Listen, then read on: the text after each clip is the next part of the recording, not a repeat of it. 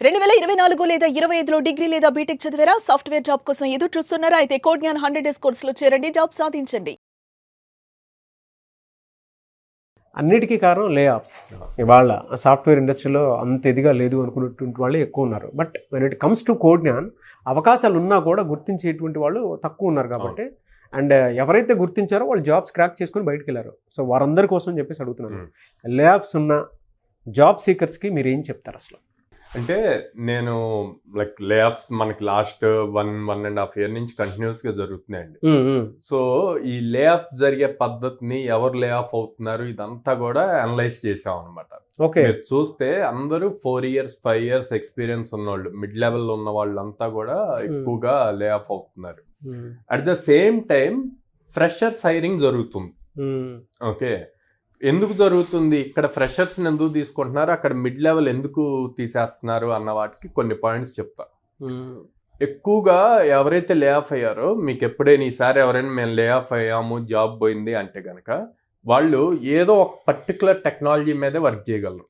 అంటే for suppose react JS మీదే చేయగలరు. రియాక్ట్కి కనెక్టెడ్గా ఎక్స్ప్రెస్ జేఎస్ ఉంటుంది, నోడ్ జేఎస్ ఉంటుంది. అవి చేయరు, రియాక్ట్ జేఎస్ డెవలపర్ కింద చేస్తారు. ఓకే, అట్లాగే ఓన్లీ డేటాబేస్ డెవలప్మెంటే చేయగలరు, డేటాబేస్ క్వెరీస్ మాత్రమే రాయగలరు. వాళ్ళ ఎక్స్పీరియన్స్ అంతా అలా. అది ఒకప్పుడు జరిగేది. బట్ ఇప్పుడు ఎప్పుడైతే ఏఐ వచ్చిందో ఏఐ బేసిక్ థింగ్స్ అన్నీ కూడా అదే చేసేస్తుంది. ఓకే, అలా చేస్తున్నప్పుడు వీళ్ళని పెట్టుకొని యూజ్ లేదు కదా. మరి ఫ్రెషర్స్ని ఎందుకు తీసుకుంటున్నారు? బేసిక్, నేను ఇందాక చెప్పాను బేసిక్ థింగ్స్ అన్నీ ఏఐ చేస్తుంది అని చెప్పి. అప్పుడు మరి ఫ్రెషర్స్తో యూజ్ ఏంటి అంటే, ఫ్రెషర్స్ ఫ్లెక్సిబుల్గా ఏది కావాలంటే అది నేర్చుకుంటారు. ఓకే, అండ్ ఫ్రెషర్స్ని కూడా ఒక్క టెక్నాలజీ వచ్చిన వాళ్ళని ఎవ్వరూ హైర్ చేయట్లేదు. ఫుల్ స్టాక్ ప్రోగ్రామ్, ఫుల్ స్టాక్లో అన్నిట్లోనూ ఐడియా ఉన్న వాళ్ళనే హైర్ చేస్తున్నారు. At the same time communication skills ఎవరైతే బాగున్నాయో వాళ్ళనే హైర్ చేస్తున్నారు. ఎందుకు కమ్యూనికేషన్ స్కిల్స్ అంటే, not only for speaking, prompts రాయాలి. ప్రాంప్ట్స్ రాసేటప్పుడు ఇంగ్లీష్లో మనం అనుకున్న దాన్ని ప్రాపర్గా దానికి అర్థమయ్యే లెవెల్లో రాయాలి కదా, డెలివరీ చేయగలగాలి. సో ఆ పాయింట్స్లో కూడా ఈ ఫ్రెషర్స్ అనుకోండి, వాళ్ళకి మొత్తం మీద ఓవరాల్ ఐడియా ఉన్నా లేని దాన్ని ఈజీగా త్వరగా నేర్చుకోగలుగుతారు. బట్ ఇక్కడ ఎవరైతే 4 years 5 years ఎక్స్పీరియన్స్ ఉందో వాళ్ళు ఒక లైన్ లో ఉండిపోయారు. ఇన్స్టెంట్ చేంజ్ కి ఇమీడియట్ గా చేంజ్ అవ్వలేరు. సో అదంతా బర్డెన్ అయిపోతుంది, ఇమీడియట్ లే ఆఫ్స్ జరుగుతున్నాయి. సో ఇప్పుడు నేనేమంటా అంటే, లే ఆఫ్ జరగటం వల్ల ఏదో జరిగిపోలే. సింపుల్, మీ లైఫ్ కి రీసెట్ బటన్ అనుకోండి. సో ఈ రీసెట్ బటన్ అప్పుడు ఏం చేస్తాం మనం? మిస్టేక్ ఏముంది? మిస్టేక్ ఏం లేదు అక్కడ. ఇదివరకు టెక్నాలజీ అలా ఉంది, సో అట్లాగే మీరు నేర్చుకున్నారు. ఇప్పుడు టెక్నాలజీ చేంజ్ అయింది కాబట్టి ఈ టెక్నాలజీకి రిలేటెడ్గా మీరు ఏదైతే నేర్చుకున్నారో అది ఫుల్ స్టాక్ విత్ ఏఐ వచ్చేట్లు నేర్చుకోండి.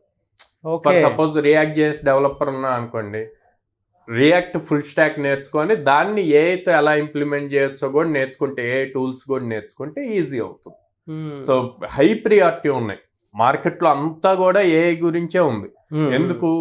10 మంది చేసేది ఒకరితో అయిపోతుంది. ప్రాంప్ట్స్ ఇచ్చుకుంటూ వెళ్ళి అట్ ద సేమ్ టైం ఆ నాలెడ్జ్ ఉండాలి. ప్రాంప్ట్స్ ఇచ్చి వచ్చిన కోడ్ అంతా కరెక్టా అంటే కాదండి. మీకు సింపుల్ ఎగ్జాంపుల్ చెప్తా. ఏఐ ఇచ్చేదంతా కరెక్టా అంటే రాంగ్. మీరు ఒక ఎక్సెల్ ఫైల్ తీసుకోండి, ఎక్సెల్ ఫైల్లో huge data, lakhs of records పెట్టండి, పెట్టి దానికి ఏఐకి ఇవ్వండి.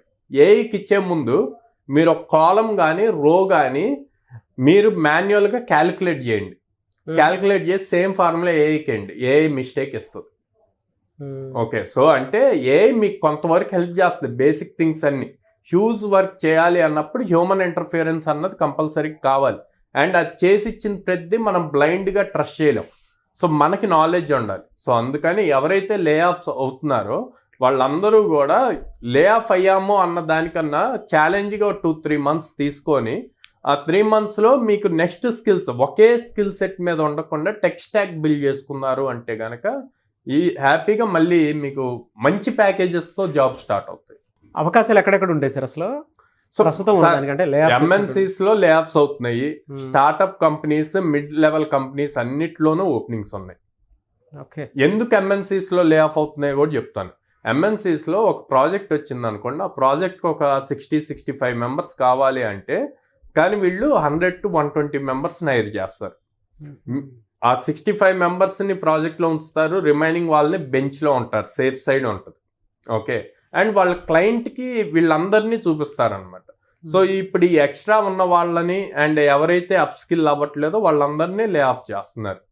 సో దానివల్ల మీకు ఎంఎన్సీలో ఎక్కువ లే ఆఫ్స్ కనిపిస్తున్నాయి, కానీ స్టార్టప్స్లో కానీ మిడ్ లెవెల్ కంపెనీస్లో హైరింగ్ జరుగుతుంది. అదే లే ఆఫ్స్ ఉన్నా కూడా మీ దగ్గరకు వచ్చి ఏదైనా కెరీర్ గ్యాప్ ఉన్నా కూడా లేదు కరెంట్ ట్రెండ్ని మేము పట్టుకుని వెళ్దాం అనుకుంటున్న మిడ్లో ఎవరైతే ఉంటారో సడన్గా వీడియో చూసిన తర్వాత మీ దగ్గరకు అప్రోచ్ అవ్వాలనుకుంటారు. నమ్మకంతో కోడ్నానికి రండి, జాబ్ ఆపర్చునిటీస్ ఇచ్చి పంపిస్తాం. బా అంతే. ఎందుకంటే 800+ కంపెనీస్తో అసోసియేషన్ ఉంది. వాళ్ళు ప్రాపర్గా స్కిల్ నేర్చుకుంటే అప్ స్కిల్ చేస్తాము, at the same time opportunities ఇస్తాం. Thank you so much sir. Thank you so much Sairam garu. Thank you.